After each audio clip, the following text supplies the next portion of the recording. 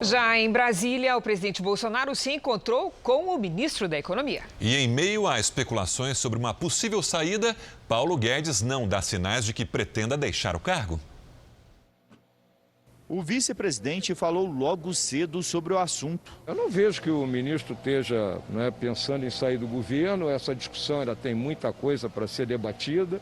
Então eu não vejo pressão em cima disso. Então é a discussão, faz parte. A discussão a que se referiu Hamilton Mourão é principalmente sobre o teto de gastos públicos. A regra evita que o país possa aumentar o endividamento e faça, por exemplo, investimentos em obras para incentivar a retomada econômica após a pandemia.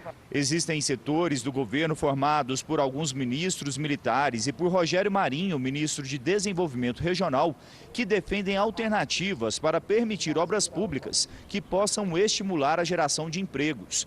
O ministro da Economia, Paulo Guedes, é contra. Acredita que é preciso manter o ajuste fiscal e defende que os investimentos sejam privados. Nesta segunda-feira, o presidente Bolsonaro se reuniu com Guedes e com o ministro da Casa Civil, Braga Neto.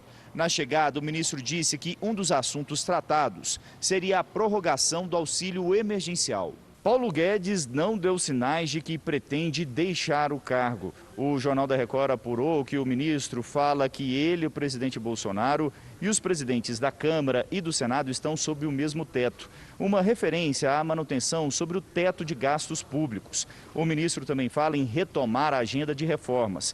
Nesse momento, apenas as mudanças tributárias estão em análise pelo Congresso. Já a reforma administrativa ainda não tem data para ser enviada pelo presidente Jair Bolsonaro para análise dos parlamentares. O auxílio emergencial, que termina agora em agosto, é pago a mais de 64 milhões de brasileiros. A decisão sobre a prorrogação tem dois lados importantes. As contas públicas podem ficar ainda mais no vermelho. Mas, por outro lado, o benefício ajudou os brasileiros mais pobres a enfrentar a crise causada pela pandemia. Caso escolha manter o auxílio, o governo desembolsará cerca de 50 bilhões de reais por mês. Mas isso não nos deve acomodar, porque para que tenhamos realmente a redução das desigualdades, nós precisamos de reformas estruturantes, reformas como a reforma tributária, o novo marco agora do saneamento básico no Brasil. Isso vai, com certeza, possibilitar que o melhor programa social, que é o emprego, possa ser concedido a milhões de brasileiros e a gente possa vencer a cada dia essas desigualdades.